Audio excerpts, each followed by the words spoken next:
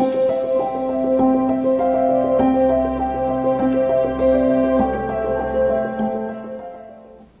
everyone. Welcome to Faces Behind Papers.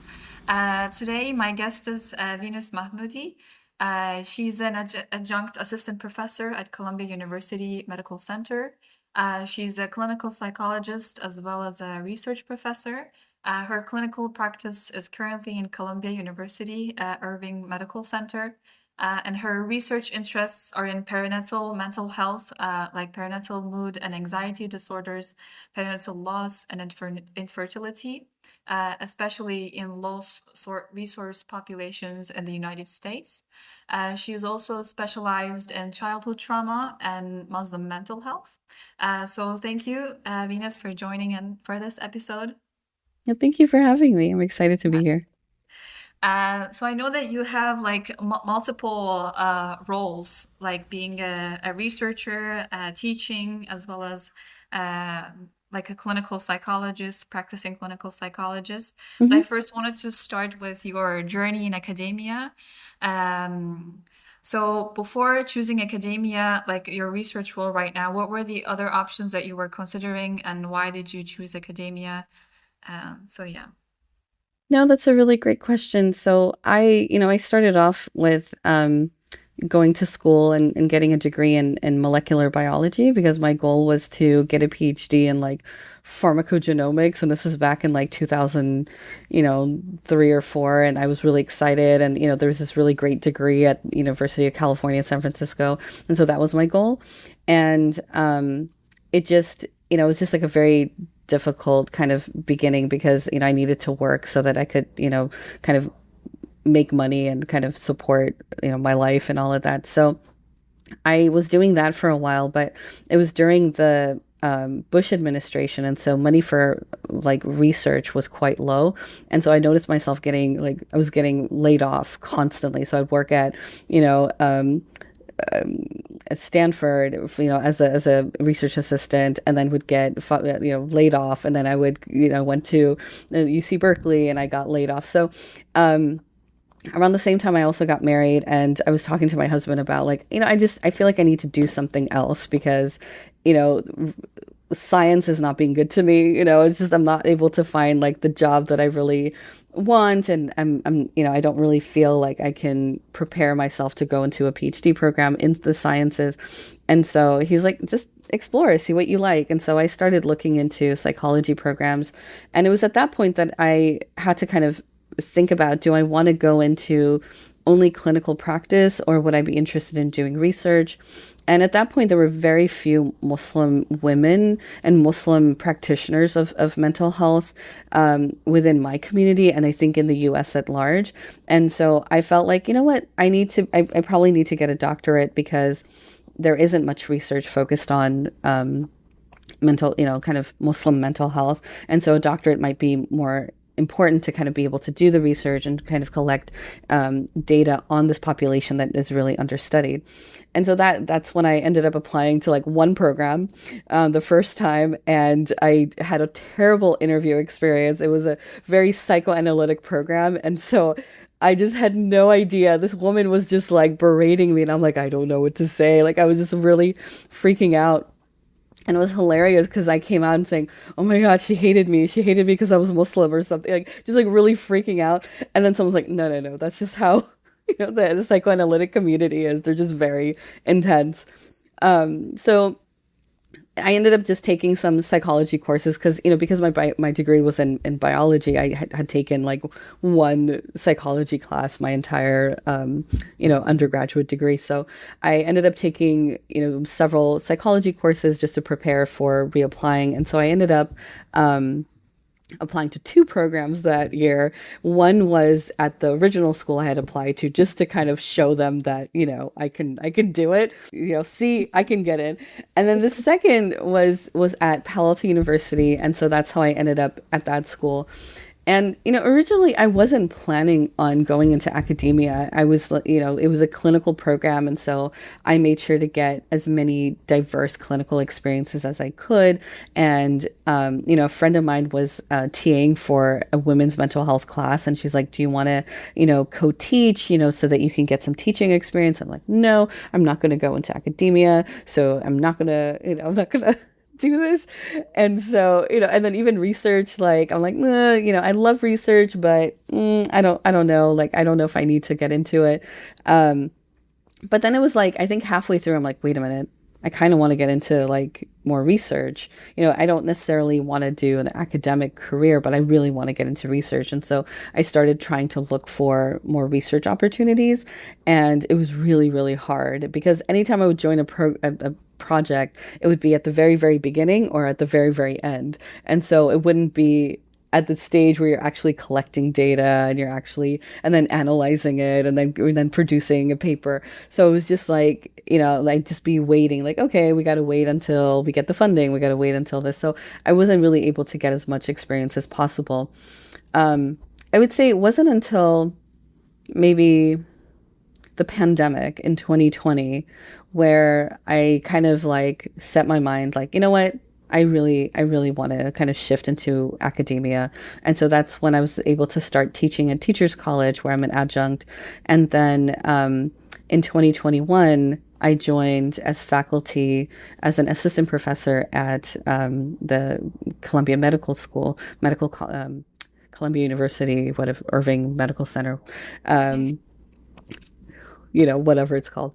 And so that's when I actually started going into it. And I have to say, like, initially it was really hard and trying to build connections and learning, how to like navigate it. But I have to say it is incredibly challenging to be in academia because it's such a precarious kind of place to be, but it's also been rewarding and I've been able to navigate my way to finding mentorship and support and kind of trying to now figure out what the balance looks like between research and teaching and clinical and home and cats, one staring at me right now as we're speaking, so just trying to navigate all of that. Yeah. I see, I see. And before, like really delving into research, you were actually practicing as a clinical psychologist, right?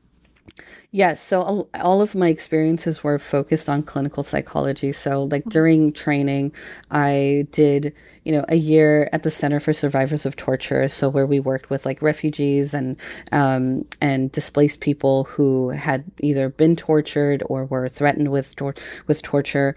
And many of them were from Muslim countries, and so many of them spoke Farsi. And so I did some work in with the Afghan and Iranian patients. And then the following year, I focused on an intensive outpatient program that was focused on perinatal mental health. And then the third experience was doing neuropsychological testing to kind of gain some experience doing that.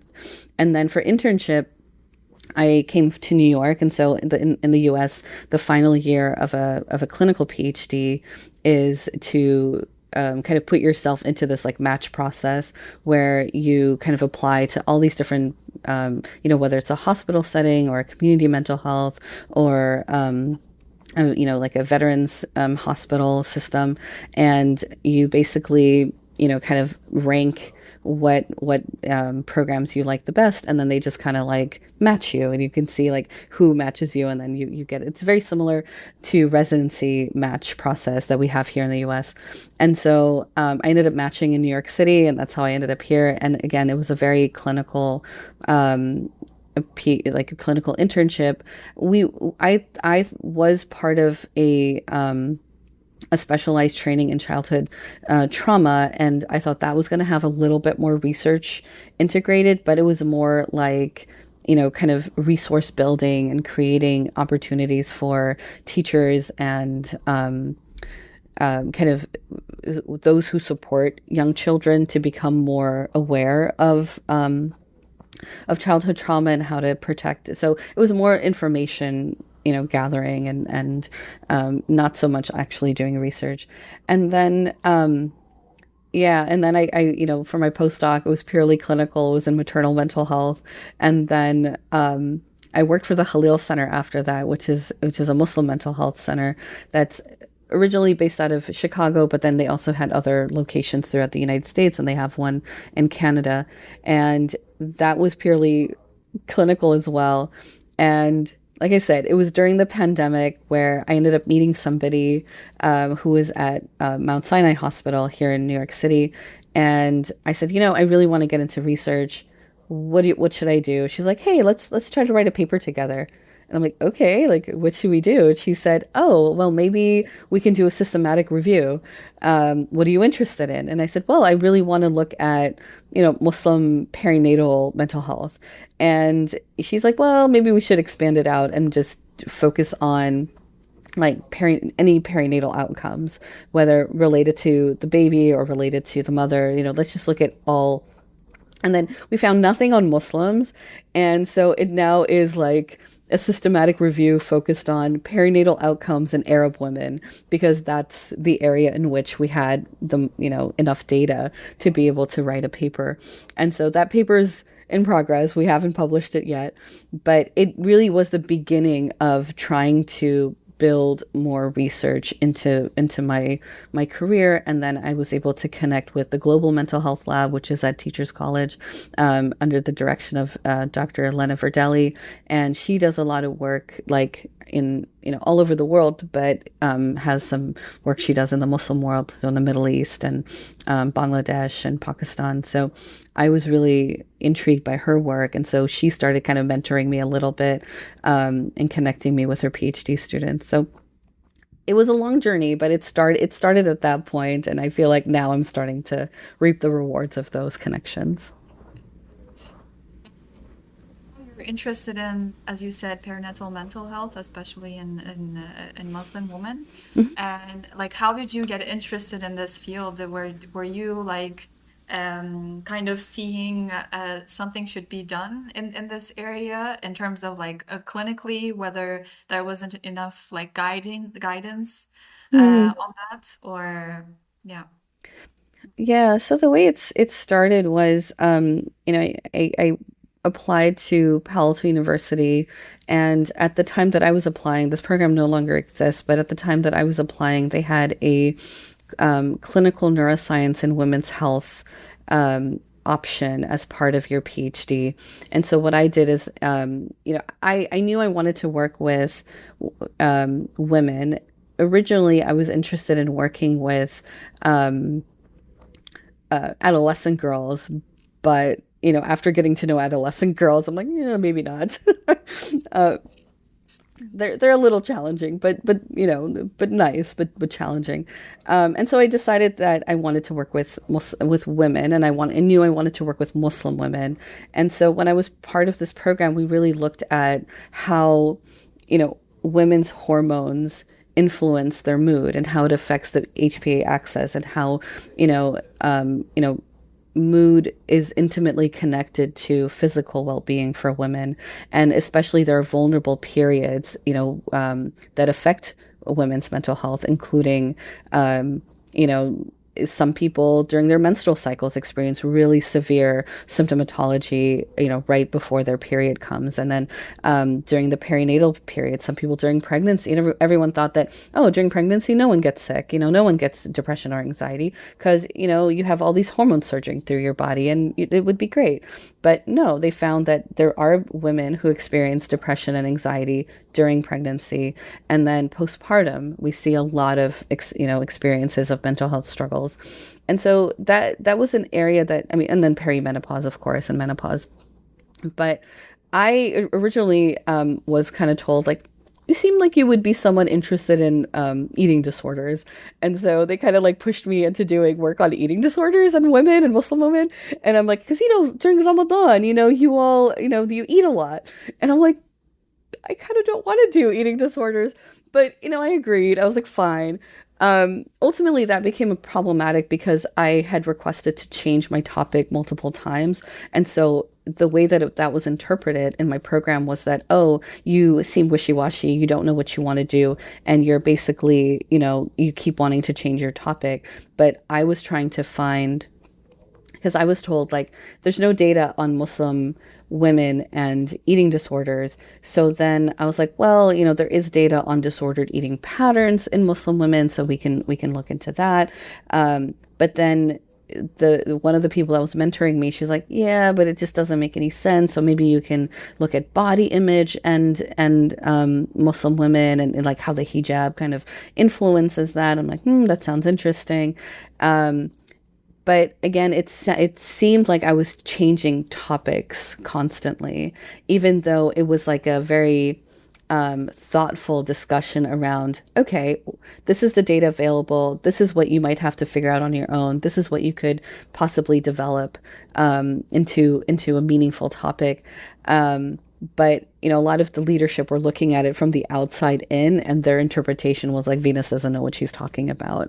And it became very difficult to kind of navigate that. And so eventually I ended up leaving that program. I got everything I needed to get out of it. But then when so I was still in my PhD program, but didn't pursue getting my dissertation done with one of the Stanford professors. So I was able to find an advisor within Palo Alto University who was like, you're my first PhD student, so do whatever you want. I'm like, okay, I'll do whatever I want, And so she's like, go ahead, like, do.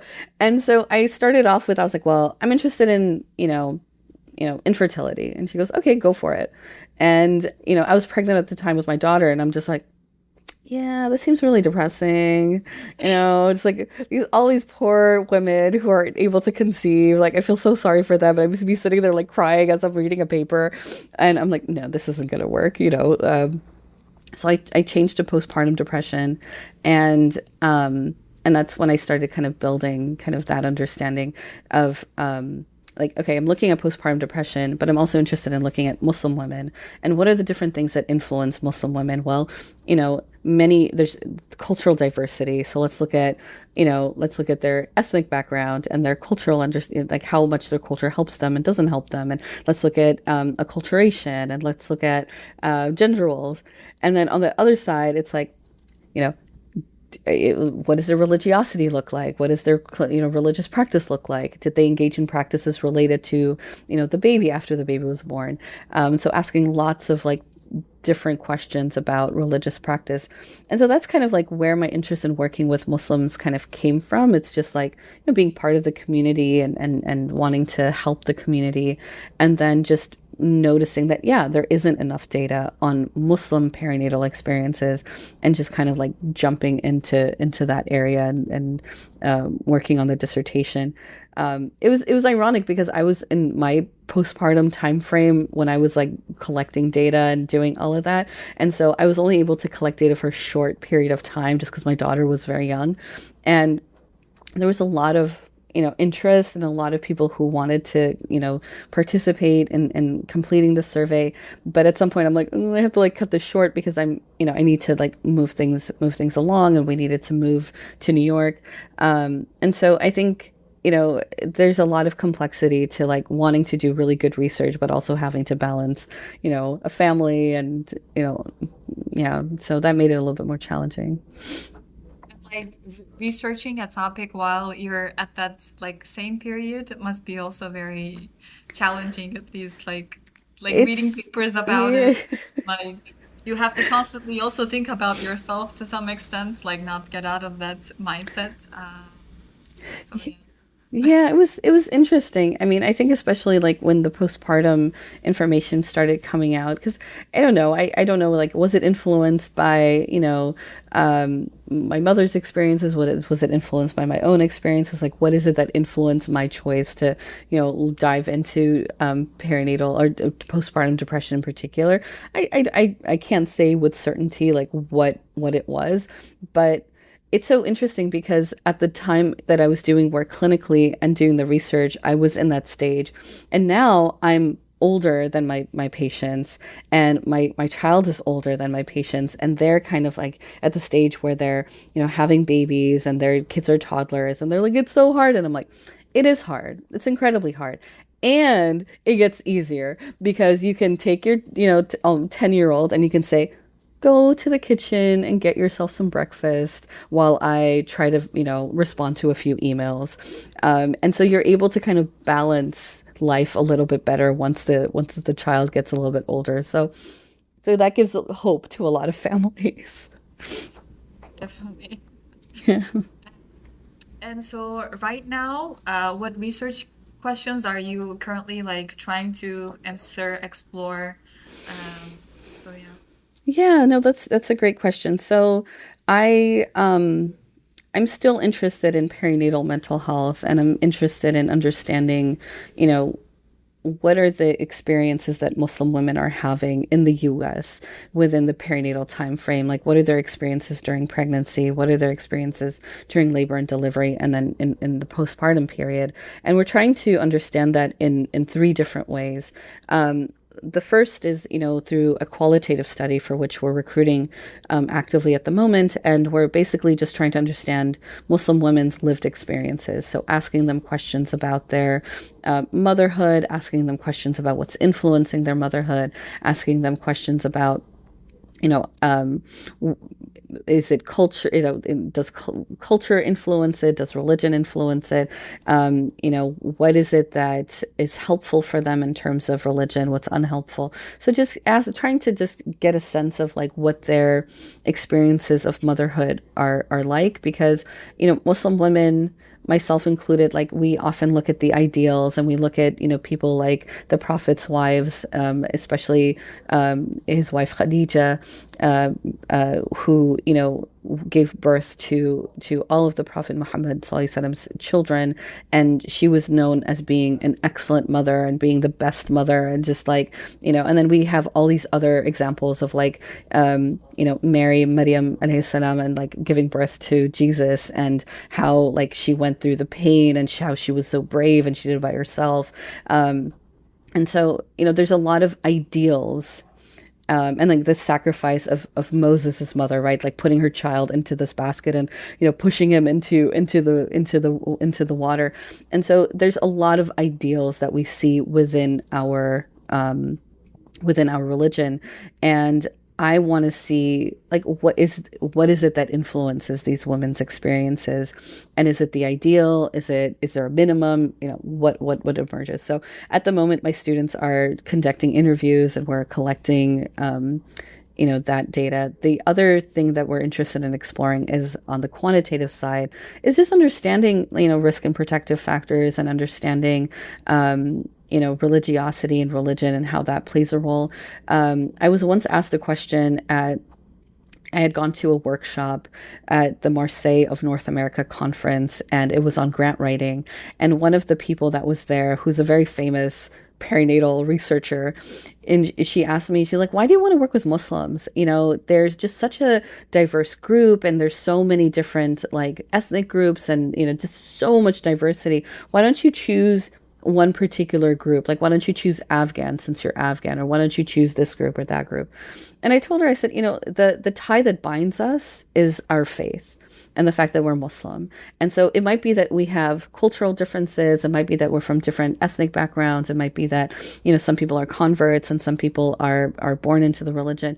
But the thing that connects us is our belief in God and our following of the Prophet Muhammad, peace be upon him. And so I think that is a very profound thing that influences Muslim women's lives in a very profound way. And I'm really curious to see how that plays out within Muslim women's experiences.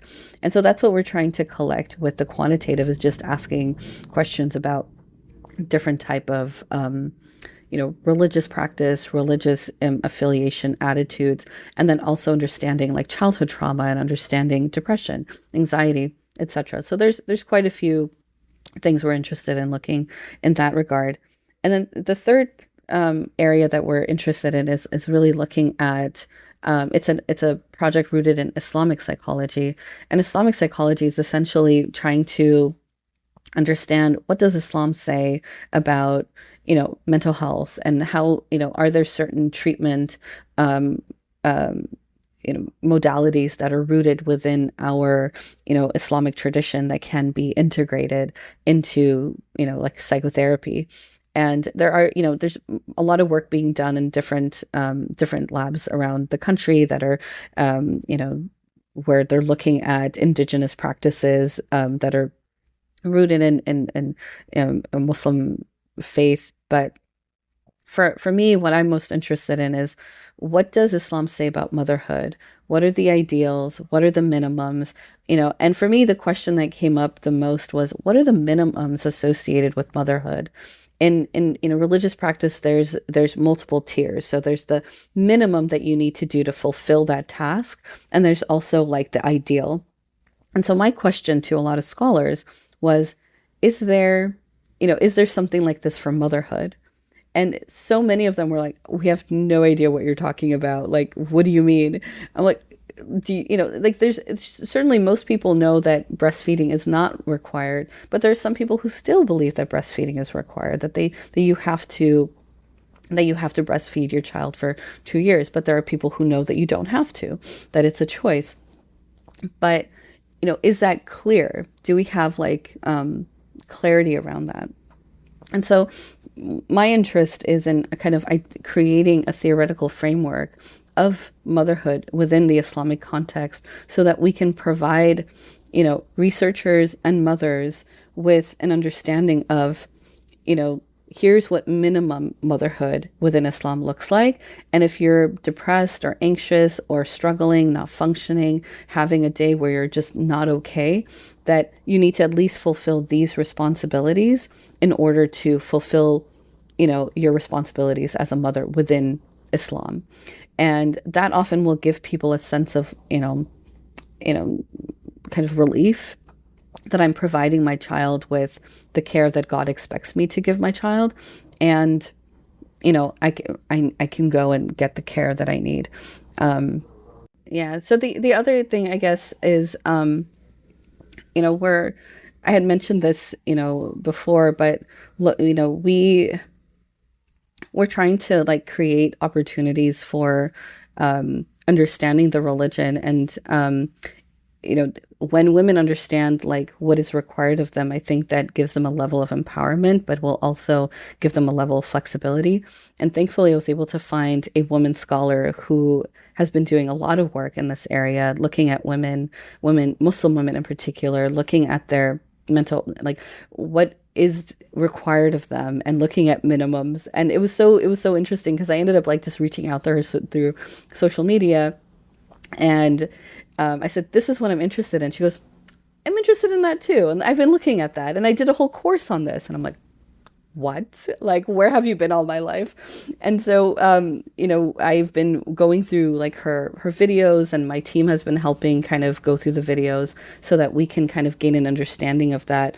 But one of the things that kind of emerged from this is looking at responsibility, and what does responsibility look like within Islam, because people, take it like, oh, the women must stay at home with the children and the man must go out and work.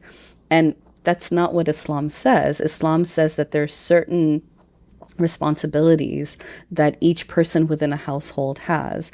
And it starts off with like the leader of the town, right? The mayor has to make sure that his people have food coming in, and there's water, and there's, all the different things.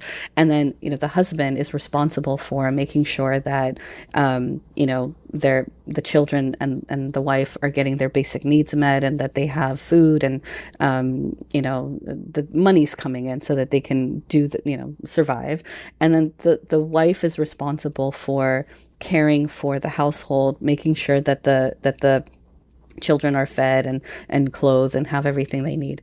And what's interesting is that people generally look at that as like gender roles, whereas it's not about gender roles. It's more about the responsibility that each person has. So a woman is responsible for her children, making sure her children are eating.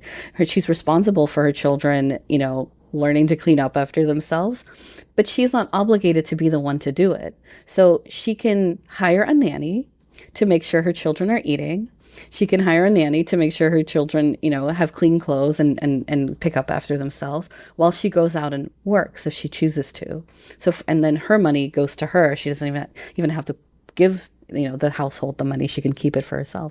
And so when you think about it in those terms, you think, okay, well, what happens if she's not able to fulfill her responsibility because she has postpartum depression or she's unwell? So then what you do is you go up to the next level. The husband is now responsible to make sure she gets the care she needs, make sure she's getting the treatment she needs, and then the children are getting their needs met. And he doesn't have to do the individual things. He doesn't have to treat his wife. He doesn't need to be like the psychiatrist prescribing the medication, but to send her to the psychiatrist to get the medication, or to the psychologist or the social worker to get the treatment. And then the children, like, okay, you might not have time to take care of the children, but making sure that there's a caregiver, fulfilling their needs. So that became a really strong interest of mine because we don't not a lot of people know about this, and not a lot of Muslims know about this, and not a lot of Muslim women know about this. And so our hope is to kind of build this framework and then kind of disseminate it in a way that allows others to use it to kind of help build an understanding of Islam that is accurate and will be supportive, and that we will provide more care for Muslim women, because unfortunately the rates of postpartum depression are higher among Muslim women compared to the general public.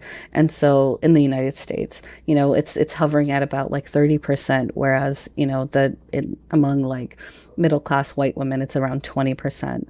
So, it's important to kind of figure out, how do we mitigate this problem, and how can we understand people's kind of lived experiences so that we can integrate interventions in a skillful way.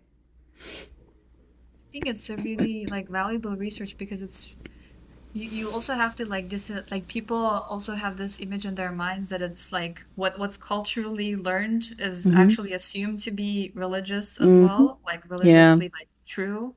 Yeah. So I think like disentangling those two and like Yeah. revealing what is really in religion and what is not. Yeah. And the thing that's like most of the times like the beliefs that people have in their minds like really um can put a lot of guilt and a lot of like high expectations. So Hmm. I think going into that route and like questioning like what is in religion and what is not, like whether you should be feeling guilty about this and all that. So I think Yeah. it's really valuable. Absolutely. And I think, there's a whole section in my dissertation that focuses on kind of parsing apart what's culture, or like, religion is technically part of culture, but I kind of separate it out and say, let's define culture as, country of origin, kind of the country in which you live, etc. And then religion is religion. It's separate. And I think it's really helpful when you're able to define each one and identify what each of the different, kind of issues are in each. And I asked some qualitative questions in my dissertation that were focused on culture, and like, what aspects of your culture were helpful, what aspects of your culture were unhelpful during pregnancy and postpartum. And generally the things that were helpful, it's like, oh, they cooked for me and they cared for me for 40 days. And then there's other people who are like, yeah, my in-laws came over, and I had to feed them and I had to take care of them. And I'm like, oh my gosh, you just had a baby and you have to like sit there and take care of like in-laws. Like, that's not okay. But these are the things that are kind of like expected. And so, a Muslim mother might not feel okay. And this is just not just among Muslims. We've seen it in other cultures as well, where a new mother, is going to feel obligated to fulfill that duty, even though she should be in bed resting and recovering from giving birth to a whole human being. So yeah, so we've talked a lot about your current research field. So it'll be kind of like a drastic change in the Yeah. question.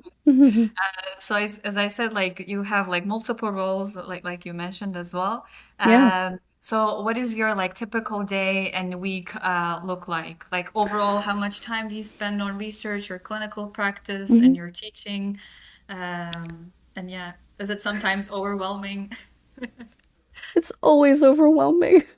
I tell my students, I say email is the bane of my existence. If you need to get a hold of me, here are three people that you can email who have direct link to me, and they will, ping me and I will respond. So yeah, it can get overwhelming. I mean, I used to go from, I used to just do clinical work. And so just seeing, like, 20 to 30 patients a week. And I mean, which is, granted, like, seeing 35 people a week is a lot. It's a lot, but that's all I did, and that's all I had time for.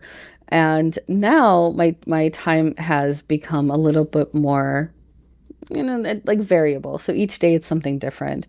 So I have, so essentially the way that Columbia works is that you have percentages. So you have, as someone who does, like, a certain percentage of clinical work, a certain percentage of research, and they're paid in accordance to that. So currently, my percentage at Columbia Medical is 60% clinical and 40% research. So I have 3 days where I do clinical work, and then 2 days where I'm engaged in kind of research activities.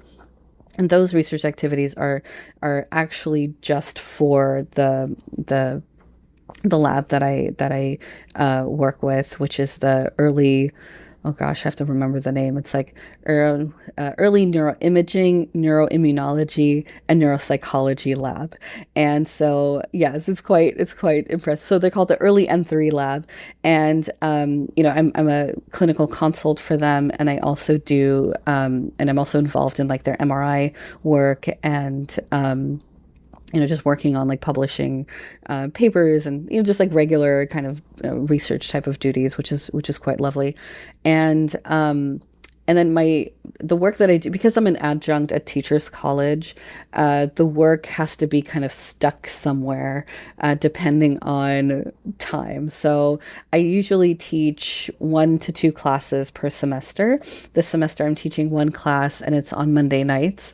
And I also have, my research group is housed at Teachers College, because it's made up of mostly Teachers College master's students, but we also have some post bachelors or post grads, and so we have to, like, try to find times to meet with the two groups, and so that's something that I have to, like, squeeze in extra. So I think that's the part that becomes overwhelming, is that, there's the nice, neat, Columbia, like, 40%, 60%, but then the Teachers College piece is the one that, we just have to kind of, like, try to find a time.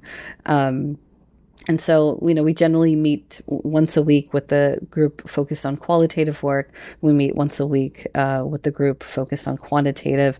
And then, and that's generally, like, more in the evening. And the teaching happens in the evening. And then the daytime hours are for patient care and working in the early N3 lab.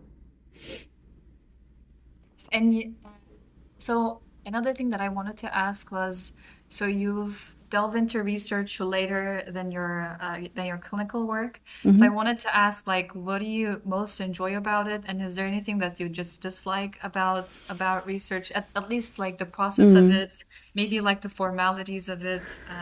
So yeah. Yeah. I mean, I mean, so I'll talk a little bit about clinical work too, because it's such a fundamental part of, like, my, like, career identity. So I do enjoy clinical work, but I don't enjoy seeing, like, 7, 8 patients a day, and then, I'm brain dead by the end. I'm like, I can't think. And so what I really enjoy is, I do enjoy working with patients, but like, seeing fewer patients and being able to do more meaningful work with them. I do have, some Muslim patients. I have some non-Muslim patients, and so it's a nice group, in that way. So the thing that I dislike is really kind of having to do too much. With regards to research, I think, what I really like is the fact that, you get to sit and think sometimes, and I really, and you just kind of, like, you can do, like, the thinking phase, right? And just kind of, like, sit there and, like, how are like what is it that I want to know? What is it that I want to explore? What is it that we don't know? And you kind of like do a literature search, you kind of read up on what's going on in a particular area of interest, and then you kind of like step back and kind of think about how everything's related. So I really love that part. I really have a hard I don't dislike writing, but I have a really hard time with it because it's an area that I don't feel as competent and I don't feel as confident. So clinical writing, I can write patient notes like very, very quickly. But in regards to, writing papers, I feel a lot more I feel like it's a lot more difficult because it's not something that I feel that really strong sense of competence and confidence to be able to like just churn out a paper, in an hour. Like, it takes me an hour just to kind of like, okay, so what did I do last time? Where was I? What was I reading? What did I write? And then by the time the hour is up, I'm like, oh, I only have another hour. Okay, so now need to get on. So that's difficult. I think also there's a lot of bureaucracy that's associated with research. So I remember a colleague of mine, she was so sweet. She was like, I sometimes I just wish I was a clinician who could just, see patients all day and then go home at the end of then go home. And I'm like, speak for yourself. Like, what are you trying to say? you know? And she was talking about how frustrated, she was about, machines not working or the machine didn't capture the right data or trying to train research assistants. And so there's a lot of like moving parts and each one has to like work well. And, that can be really difficult. But I think at the same time, it's really something that brings me joy, especially sitting and reading about something new and something that's really intriguing. And, one of the things that I'm interested in the early N3 lab is looking at trajectories of depression and seeing kind of when does depression start for someone who experiences postpartum depression? Is it, during pregnancy? Is it during their postpartum? Is it, a purely hormonal etiology? So that's something that I've become very interested in, and we are kind of collecting data in the lab focused on that. And so just trying to, just wanting the time to just sit and read and just sit and think, but sometimes we don't have that time as as much as we would like. Yeah, I'm really yeah, impressed by how your like research interests are driven by like authentic curiosity and the research that you're doing. I mean, it's really visible from the way you talk, and so it's really inspiring for me as well. I So appreciate yeah, that. Thank yeah. you. And I'm coming to the last questions. So I Yeah. was going to ask if you could like suggest one paper from your field that should be read by students who are interested in your field, like the perinatal mental health. So yeah.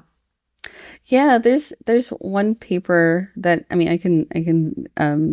I don't have it like off the top of my head, but I know it's by Yim Mhm. and colleagues, and it really it does a beautiful job at like identifying like the risk and protective factors Mhm. of perinatal depression, and it looks at biological factors and psychosocial factors, and I think that it's really helpful to see like how many ways someone can experience depressive symptoms within the perinatal time frame.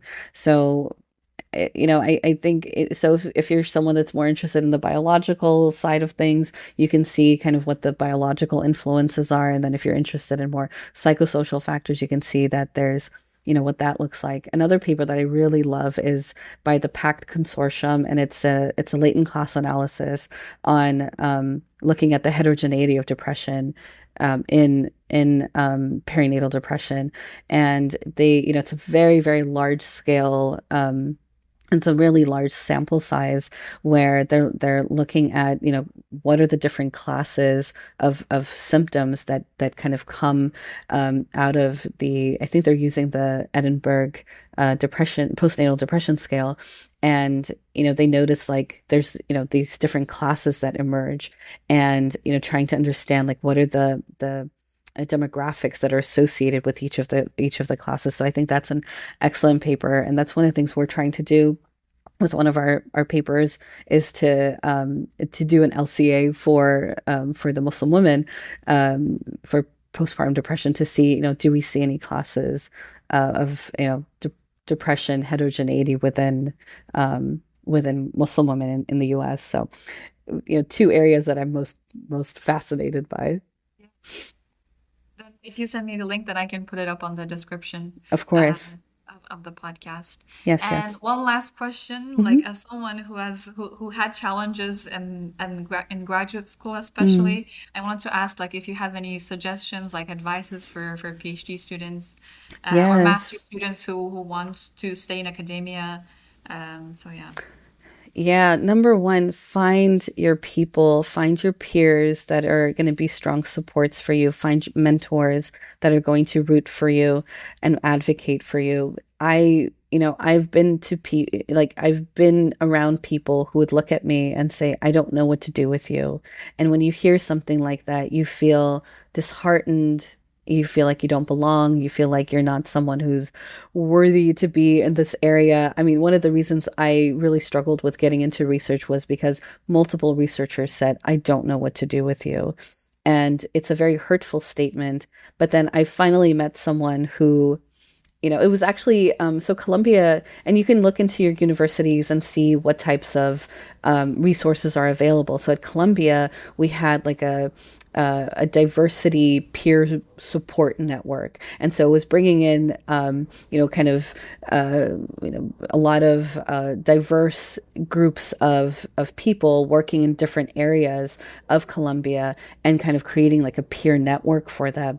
And that's how I met the PI of the early N3 lab, because she was one of the people facilitating one of the groups. And I was just complaining about, everyone is always telling me I don't know what to do with you. And I was really frustrated. And so she sent me a private message on Zoom and said, email me. Let's have a conversation. And I'm like, okay. And I have to say that was one of the most meaningful and important experiences, because it's been a year since we've been working, a year and a half almost since we've been working together. And, she's been giving me, she's the one who's supporting the 40% research from her own, grants. And, so I find people who are going to advocate for you, find your peers who are going to support you. And even if people tell you you can't do it and you really, really want to do it, keep at it. Keep at it. Keep going. And if you need help, email me. You can just Google my name and you'll find my like multiple email addresses. But I'm more than happy to reach out to me, and for us to connect. It might take a while for me to respond, but I eventually do. But I do believe in like supporting students, and finding mentorship in your area is going to be a game changer. So strongly encourage that. Yeah, thank you so much, Venus. It was Of really an course. enjoyable conversation. Yeah, I really learned likewise. a lot. Yeah, an area that I wasn't really familiar with. So yeah, thank you really. Of course. No, it's my absolute pleasure. When I saw your email, I'm like, this sounds really fun. And so it's really true. I enjoyed having this conversation with you. And it's really hard to be a doctoral student, to be a graduate student. It's really, and if you don't have adequate support or hear stories of people struggling, it can feel really daunting. But listen, like we've all struggled. We all have stories. I don't know how many patients I have who were traumatized during their thesis defenses. So I'm telling you, like you are not alone. Like, and so I'm really happy that you gave me an opportunity to be able to share my story so that it can be helpful for others. Yeah, definitely. I think it'll be really helpful and inspiring, as it was for me. Mm, I'm glad. So thank you. Of course, my pleasure. Thank you.